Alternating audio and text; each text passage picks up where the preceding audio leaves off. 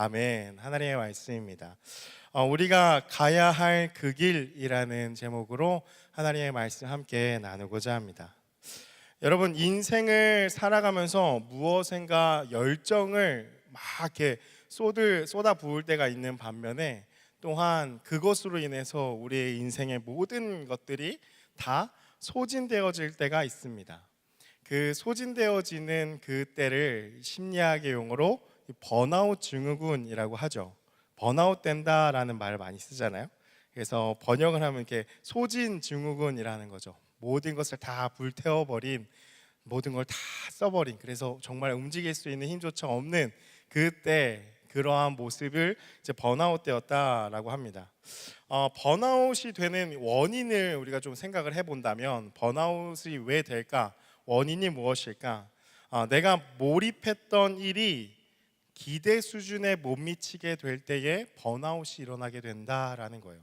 내가 어떤 것을 기대하면서 그것에 열정을 막 쏟아부었는데, 근데 나오는 결과값이 그것에 못 미치게 될 때, 이것을 해서 뭐하지 하는 어떤 상실감부터 시작해서 모든 힘이 다 빠져버리는, 그것이 이제 번아웃에 되는 원인이라는 거죠.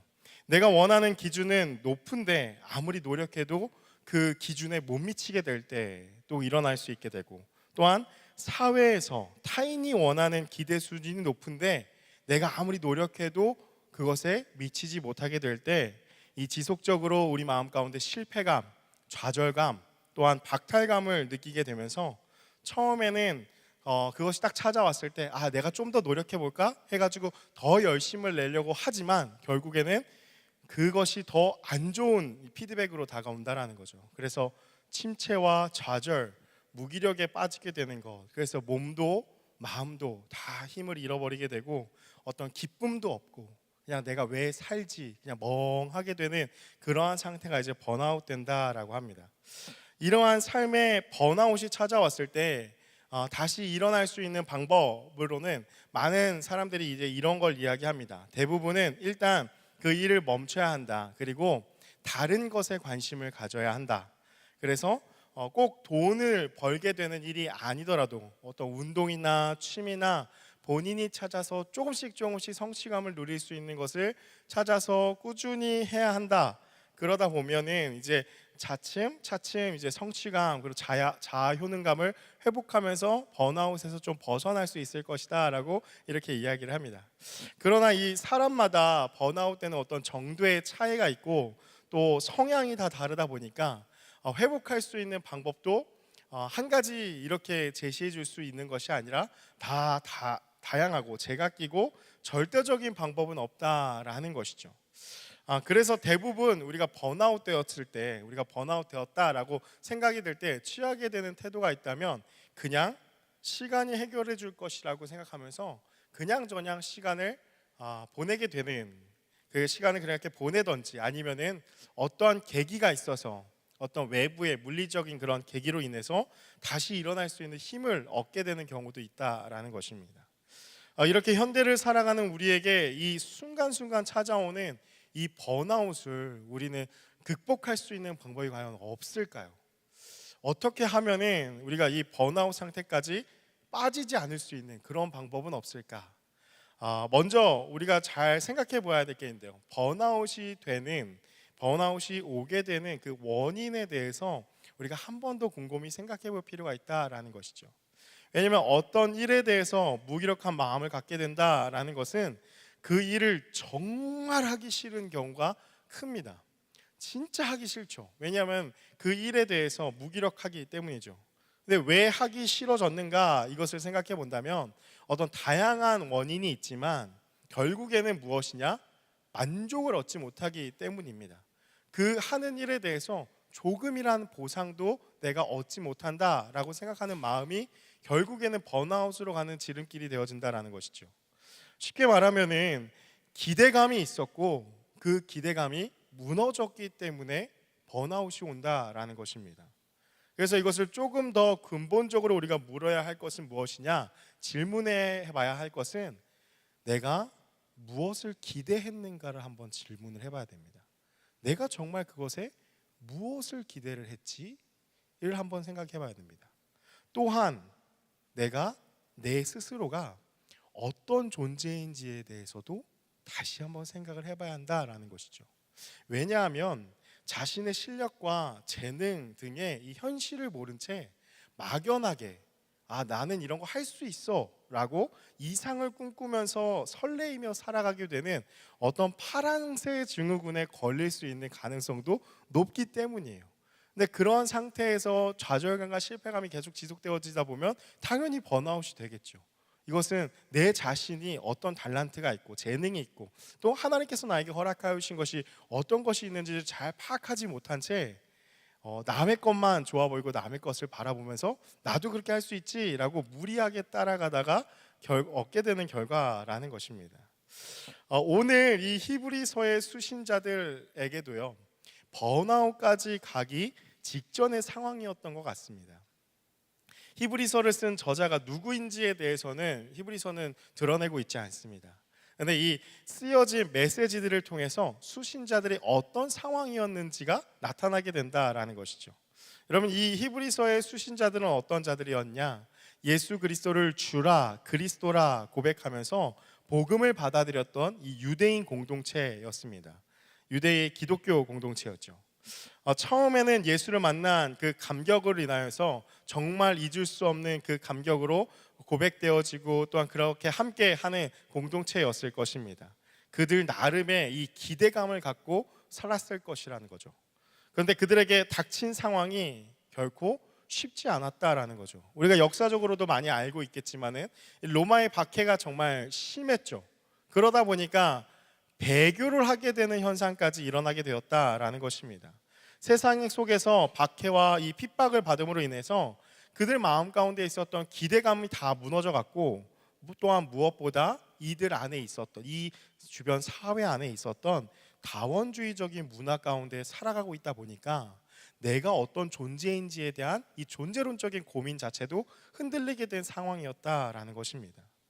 예수님이라는 절대성이 무너져 버리고 예수를 상대화시키기 시작했을 때, 그러다 보니까 예수 이외에도 다른 것도 괜찮겠다 하는 마음이 그들 마음 가운데 싹트게 된 것이고, 가장 근본적인 이 절대성이 흔들려 버리게 되니까 어떤 것이 흔들리게 되었느냐?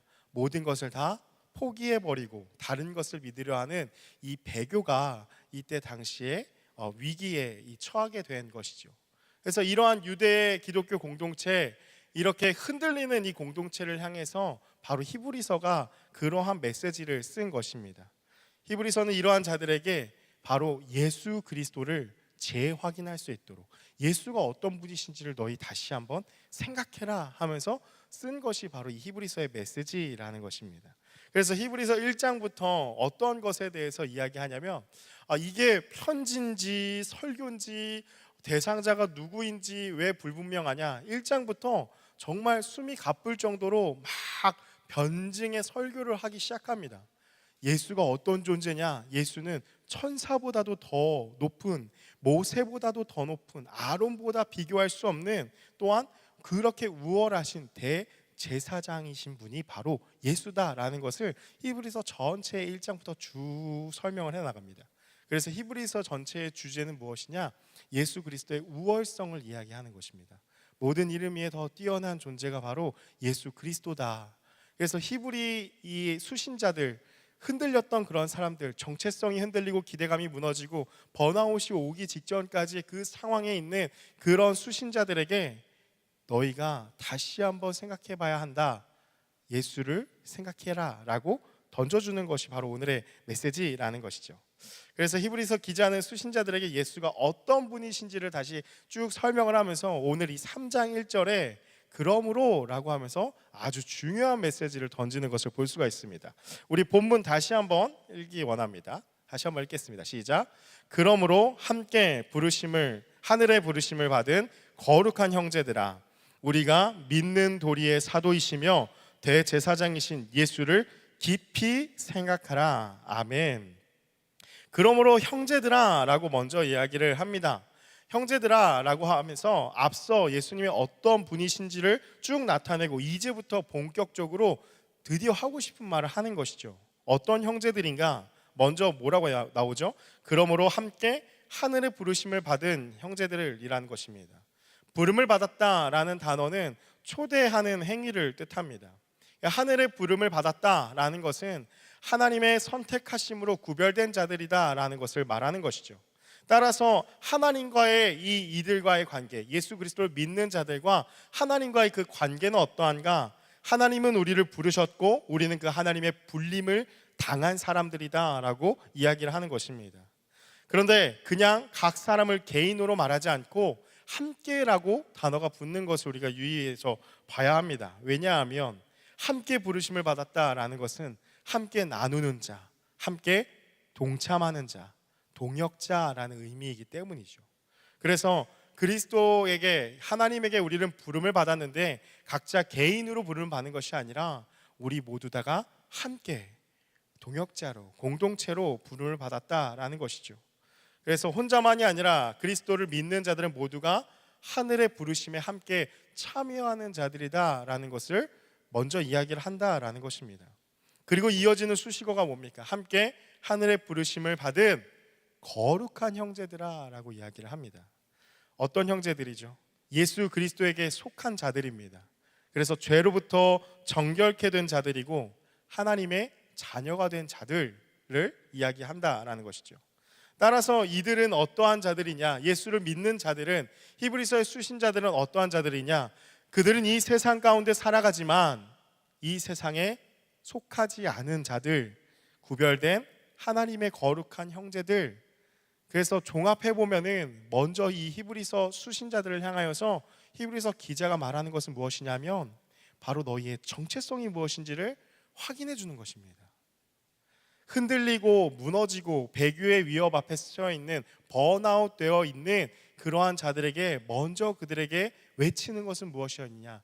그러므로 함께 하늘의 부르심을 받은 거룩한 형제들아, 너희는 그냥 홀로 개인의 믿음으로 존재하는 자들이 아니라 하나님을 믿고 그리스도 예수로 부르심을 받아 그 그리스도 예수 앞에 복종하게 되는 삶을 살아가는, 세상에 있으나 세상에 거하나 세상에 속하지 않은 거룩한 형제들이다라는 것을 말하고 있는 것이죠. 이러한 자들에게 성경에서 뭐라고 이야기를 하느냐? 이러한 자들을 성경에서 딱 한 단어로 이야기를 합니다. 그것이 바로 우리가 오늘날 많이 불려지는, 교회에 오면은 불려지는 단어, 바로 성도입니다. 여러분, 성도라는 글자를 가져왔는데 작아서 잘 모르겠는데 잘 보시면은 성스러운 성자에 무리 도자가 바로 성도의 이 의미입니다. 거룩한 무리라는 것이죠. 구별된 사람들이 함께 때를 모여서 이루는 것, 그것이 바로 성도라는 것입니다. 예수를 믿는 우리들은 바로 성도로 부르심을 받았다라는 것이죠. 여러분, 그래서 우리가 교회에 나왔을 때 혹시 착각하면 안 되는 것이 있습니다. 최근에도 우리가 항존직 선거를 이렇게 투표를 하고 하였는데 우리가 직분에 대해서 그러한 착각들을 많이 해요. 우리는 기본적으로 그리스도인들은 다 성도입니다. 목사인 저도 성도입니다. 기본적으로 우리는 거룩하게 구별되어서 주님을 따라가는 그 무리 중에 한 사람, 성도라는 것이죠. 그래서 여러분, 혹시나 성도는 뭐 직급이 낮고 집사, 안수집사, 뭐 권사, 장로, 이것이 직급의 차이로 오해를 하시면 안 됩니다. 이것은 교회 안에서 맡겨진 역할의 차이라는 것이죠. 섬김의 역할의 차이인 것이지 우리는 모두 다가 다 그냥 성도입니다. 그래서 성도가 정말 이렇게 좋은 말인데 이것이 참 오해가 되어져요, 우리 교회 안에서. 그래서 누구를 성도라고 부르면 뭔가 좀 낮잡아 부르는 그러한 의미로 좀 생각하게 됩니다. 그런데 그렇지 않습니다. 성도는 우리 모두 다가 이 성도라는 것이죠. 성도는 어떤 자들인가? 성도는요, 거룩한 길을 가는 자들입니다. 성도는 함께 모여서 길을 걸어가는 자들이 성도입니다. 또한 성도는 함께 모여서 여기가 좋사오니 하고 머물러 있는 자들, 멈추어 있는 자들이 아니라 오늘 말씀의 제목과 같이 가야 할 길을 가야 하는, 걸어가는 그런 자들이 성도라는 것입니다. 어떤 길인가? 성도는 마땅히 걸어가야 할 길, 바로 부르심의 목적에 따라서 걸어가는 자들이 바로 성도라는 것이죠. 부르신 그 길은 어떤 길인가? 바로 예수께서 걸어가신 길, 예수가 살아간 삶, 예수가 행한 일이라는 것입니다. 따라서 성도는 예수께서 걸어가신 거룩한 길을 가는 자들이 바로 성도라는 것입니다. 그래서 여러분 이 문장을 꼭 기억하셨으면 좋겠어요. 이렇게 갖고 왔는데요, 좀 워드 플레이가 있죠. 성도는 성도를 걷는 자들이다. 거룩한 무리인 성도들은 거룩한 길을 걸어가는 자들이 바로 성도라는 것입니다. 그래서 예수 그리스도를 따라서 걸어가는 그 삶을 살아가는 자, 그러한 자들이 성도라는 것이죠. 히브리서 기자가 성도들에게, 이 성도인 이 후리인들에게, 히브리서 수신자들에게 뭐라고 이야기를 하느냐, 무엇을 말하느냐, 그 뒤에 이어지는 말씀, 자신의 몸을 들여 너희의 죄를 사하시고 너희가 믿음으로 고백하는 예수를 깊이 생각하라 라고 이야기를 한다라는 거예요. 여러분, 깊이 생각하라 라는 말을 다시 번역하면은 예수를 보고 깨달으라, 예수에게 주목하라 라는 뜻입니다. 이는 명령형으로 쓰여졌습니다. 그래서 성도의 삶은 모든 순간 가운데 생각하고 주목해야 할 분이 예수님이라는 것이죠. 명령형이라 했잖아요. 그러니까 이것을 해도 되고 안 해도 되고가 아니라 이것은 성도의 정체성이라는 것입니다. 그러니까 다시 말하면 너희가 성도냐, 너희가 정말 예수 그리스도를 따르는 그리스도인이냐, 그렇다면 너희는 모든 순간 예수를 깊이 생각하고 깨닫고 묵상하고 살아가야 한다라는 것입니다. 성도가 마땅히 해야 할 것은 날마다 모든 순간에 예수를 생각하고 묵상하고 또한 주목하고 깨달으며 예수께서 생각하신 대로, 예수께서 말하신 대로, 예수께서 살아가신 대로 살아가는 것, 그것이 바로 성도라는 것이죠. 그래서 오늘 그러므로 함께 하늘의 부르심을 받은 거룩한 형제들아, 이것은 다시 말하면 성도들의 삶은 예수를 깊이 생각하는 삶이라는 것입니다. 이런 삶을 우리가 어떻게 살아가야 하는 것인가? 이것이 바로 우리 신앙의 선배들을 통해서 그 지혜를 우리 구할 수가 있습니다. 여러분, 기독교 고전 중에 주님의 발자취를 따라서라는 책이 있습니다. 여러분 처음 들어보신 분이 많으시죠? 근데 부제목을 소개시켜 드리면 그 책하고 아실 거예요. 그 부제가 뭐라고 되어 있냐면 예수님이라면 어떻게 하실까? What would Jesus do? 이 책입니다. 오래된 고전이에요. 많이 읽혀진 고전이죠. 여러분, 예수를 깊이 생각하는 삶은 바로 무엇이냐? 이 제목의 질문이라는 것입니다. 예수님이라면 어떻게 하실까? WWJD, 너무 쉽죠? 성도의 삶은 무엇이냐? 매 순간 예수에게 주목하고 예수를 생각하는 것인데, 여러분 이것이 어떠한 삶이냐면 바로 일상의 모든 순간에서 어떤 공부를 하고 사람을 만나고 또 때로는 그 사람들과 갈등도 있고 또 감정의 골도 깊어지게 되고 또한 힘들고 지치고 또한 어떤 고민도 있고 우리의 모든 삶을 살아갈 때 기쁠 때도 슬플 때도 계속해서 던지는 어떤 일을 행할 때나 어떤 감정이 들 때나 모든 순간 가운데 던져야 되는 질문이 무엇이냐면 바로 예수님이라면 어떻게 하실까라는 이 생각이라는 것입니다. 어떤 고민이 들 때 예수님이라면 어떻게 하실까? 어떠한 갈등의 문제 앞에서 예수님이라면 어떻게 하실까? 화가 날 때 예수님이라면 어떻게 하실까? 또한 힘들어질 때 예수님이라면 어떻게 하실까? 항상 그것을 생각하는 것입니다. 예수님께 그것을 묻고 생각하고 또한 그 답을 듣고 그 답을 따라서 살아가는 것, 그것이 바로 성도의 삶이라는 것입니다. 그래서 우리가 때로는 우리의 삶에 이 신앙의 영역이 교회의 용어들이 때로 너무나 추상적이고 때로 너무나 관념적이다라고 생각할 때가 많죠. 여러분, 그 이유는 무엇이냐면 우리가 살아가고 있는 이 시대 안에서 우리의 시각 자체가, 우리의 시야 자체가 현세적이 되었기 때문입니다. 신앙은 기본적으로, 교회는 기본적으로 영적인 세계를 다루기 때문에 그것이 현세적인 사람의 눈에는 당연히 애매모호하고 추상적이고 관념적으로 들릴 수밖에 없다라는 것이죠. 그러나 그 영적인 세계 가운데 우리가 눈을 뜨게 된다면 그때에는 이 말씀들이 더 명확하게 깨달아지게 된다라는 것입니다. 그래서 오늘의 이 예수를 깊이 생각하라, 이것을 우리의 삶 가운데 어떻게 하면 적용을 할 수 있는가, 그 포인트는 바로 이 한 문장입니다. 예수님이라면 어떻게 하셨을까? 우리의 모든 삶 가운데에 이것을 생각하게 되는 이 질문하는 삶이 매우 중요하다라는 것이죠. 우리는 이 마음 가운데 끊임없이 있어야 합니다. 이 마음이 우리 마음 가운데 늘 있어야 돼요. 늘 질문을 해야 한다라는 거예요. 이것이 사라지는 순간 그때 문제가 생긴다라는 거예요. 여러분, 히브리서의 이 수신자들은 어떠했는가? 예수를 만나 감격, 복음을 받아들이는 그 감격 가운데 살아간 자들이었습니다. 그런데 그들이 왜 흔들리게 되었는가?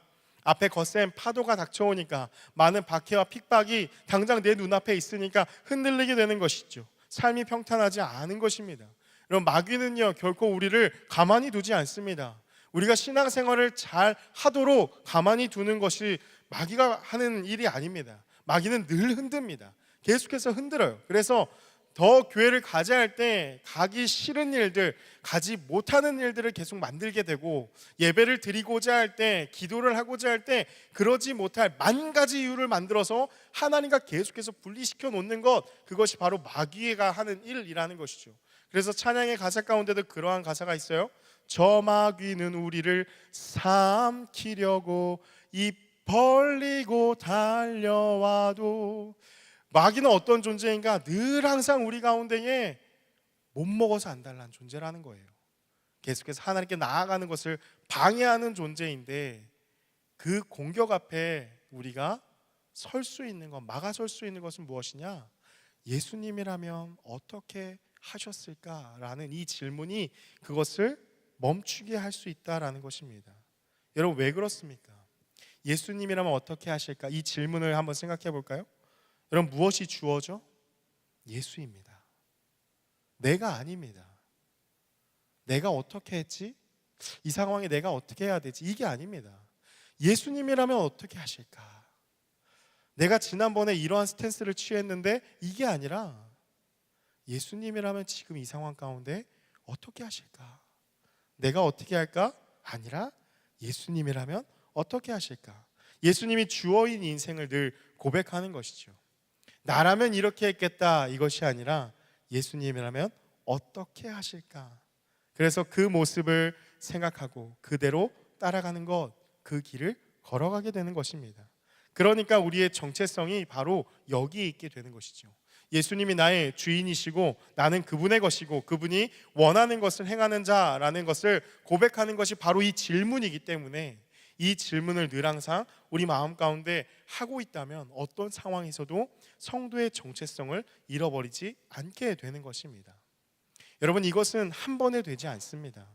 이 설교를 듣고서도, 우리가 이 말씀을 나누고서도 당장 돌아가는 길에 이것을 잊어버릴 것입니다.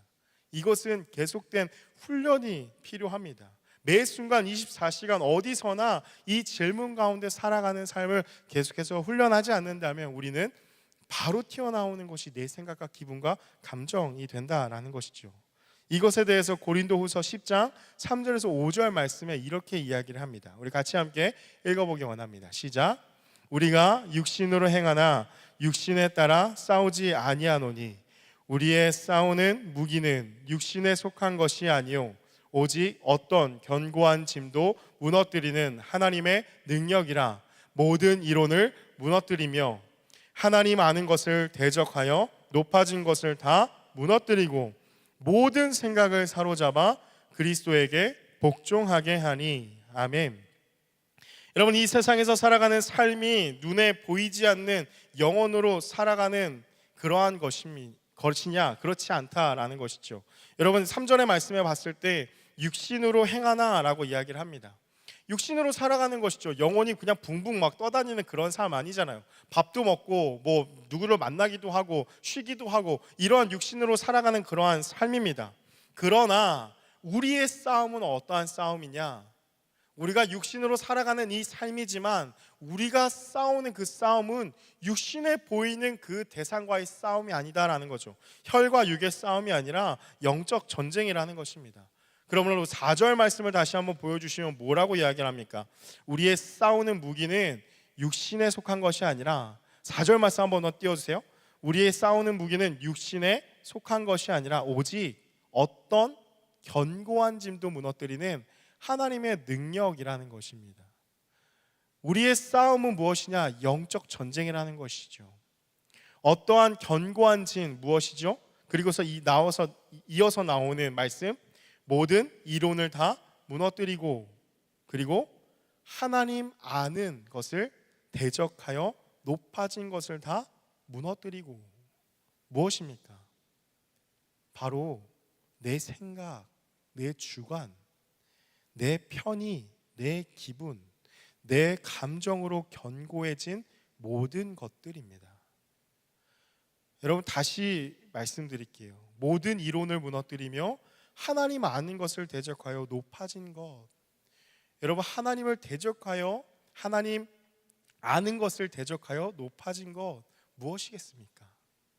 이 세상에 있는 보이는 어떤 다른 것이 아닙니다. 하나님보다 내가 더 잘 알아, 하나님보다 내가 더 높아, 내 경험이 더 우선이야 라고 하는 이러한 교만함, 이러한 것들이 하나님의 능력으로 다 무너뜨리고, 그리고 어떻게 해야 하냐? 5절 말씀에 모든 생각을 사로잡아 그리스도에게 복종하게 하니. 여러분, 이것이 정말 중요합니다. 모든 생각을 사로잡아야 합니다. 여러분, 신앙은 저절로 되는 것 절대 없습니다. 신앙에서 우리는 도둑놈 심보를 자꾸 버려야 돼요. 여러분, 교회만 나오면 신앙이 절로 큰다? 아닙니다. 교회에 나와서 예배를 드려야 합니다. 예배를 드리지 않는다면 신앙은 클 수 없습니다. 예배 드리는데요? 아니요. 예배를 드린다라는 것은 하나님의 말씀을 듣는 것입니다. 하나님께 우리의 마음을 드리는 것입니다. 그것이 예배이죠. 예배 때 맨날 졸고 말씀도 읽지 않고 그렇다면 이것은 예배를 드리는 것도 아니고 교회를 나와서 무엇을 행한다라고 신앙이 자라난다? 기대할 수 없다라는 것입니다. 하나님의 마음을 구하지도 않고 우리의 마음을 드리지도 않는다면 무엇이죠? 여러분, 바로 이것이 영적으로 잠들어 있는 것입니다. 여러분, 그래서 예배 시간 때 졸지 말라고 자꾸 말씀드리는 거예요. 여러분, 한두 번이에요. 조는 건 한두 번이죠. 근데 잘 생각해 보시면 습관적으로 조는 분들이 있어요. 무엇이냐면 잠식되어 가는 거예요. 뭡니까? 귀를 자꾸 닫게 하는 거거든요. 못 듣게 하는 거예요. 무엇이 하나님의 말씀이고 분별하고 받아들여야 되는데 영적으로 자고 있는 그러한 모습들이라는 것이죠.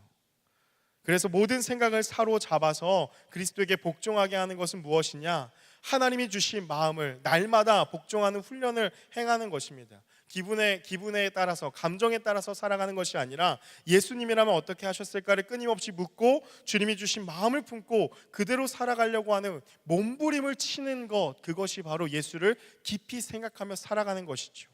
여러분, 이러한 물음의 삶은요 결코 잠들 수가 없습니다.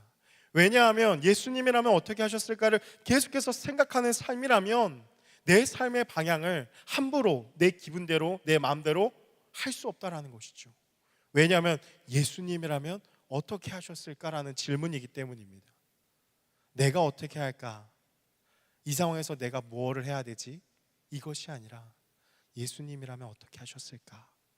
이러한 질문의 삶이기 때문에 당연히 내 삶 속에서 어떠한 문제와 상황 앞에서 내가 쉽게 판단하고 결정 내리지 못한다라는 것이죠. 사랑하는 여러분, 말씀을 마무리합니다. 여러분, 우리가 살아가는 삶을 보면 성도로 살아가고자 하나 여러분, 우리의 삶에 얼마나 유혹이 심한지 모르겠습니다. 또한 얼마나 악이 우리를 가만히 두지 않습니까? 늘 넘어지고 늘 무너지고 힘든 하루하루를 우리는 지금 살아가고 있지 않습니까? 그래서 사실 내가 어떤 상태인지를 잘 모르는 것뿐이지 사실 우리가 살아가는 삶의 모습들을 살펴봤을 때 번아웃 되어서 살아가는 삶이 참으로 많다라는 것이죠. 여러분, 그러다 보니까 예수님이 우선순위에서 멀어질 때도 많지 않습니까? 교회 나올 때랑 밖에서랑 내 자신 스스로가 보았을 때 너무도 차이가 나는 모습들이 많다라는 것이죠. 그러지 말아야지, 성도인데 그리스도인인데 라고 하면서도 여러분 정말 밖에서는 예수님이 없는 그러한 사람처럼 살아가니까 나 자신에게 실망하게 되죠. 그래서 어떻게 합니까? 때로는 교회에 나오는 것조차 부담스러워합니다. 그래서 예배 드리는 것조차 부담스럽습니다. 내 자신한테 너무나 실망을 하다 보니까 그래서 자꾸 안 나오려고 하고 아무것도 하기 싫은, 교회 나와서도 정말 아무것도 하기 싫은 그런 마음에 부담감이 찾아올 때도 많다라는 것입니다. 그렇게 신앙에도 번아웃이 될 때가 있다라는 것이죠. 사랑하는 여러분, 이럴 때 우리가 어떻게 해야 합니까? 무엇을 기대했는지, 또 나의 정체성을 다시 한번 확인해야 한다라는 것입니다. 다시 말하면 오늘 말씀의 제목과 같이 우리가 가야 할 그 길을 기억해야 합니다. 여러분, 그 길은 어떤 길입니까? 성도의 길입니다. 성도의 길은 어떠한 길이냐? 바로 예수님이라면 어떻게 하셨을까? 이것을 계속해서 묻는 삶이 바로 성도의 길을 가는 자의 삶이라는 것이죠. 우리의 삶의 자리에서 이 질문을 우리가 계속하게 될 때에 서서히 우리를 성도로 이루어 가시는 그 주님의 은혜를 경험하게 된다라는 것입니다. 그래서 사랑하는 여러분, 꼭 기억해야 합니다. 예수님이라면 어떻게 하셨을까? 여러분, 이 질문이 우리를 살립니다. 이 질문은 늘 항상 행하며 살아가는 우리 모두가 되기를 소망합니다.